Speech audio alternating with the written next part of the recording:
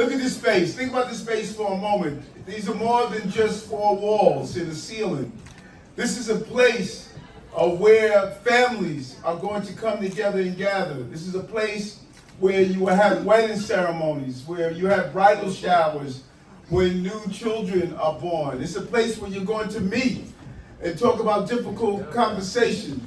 This is a place where the Brooklyn Chamber of Commerce will be here to make sure you talk about business opportunities.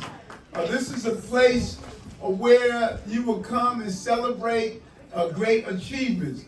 And you will also come to talk about those loved ones who transitioned after they committed themselves to this great community, in this great city, in this great country. So this place and this real announcement is showing how well this community has come back from so many years of challenges and difficulties.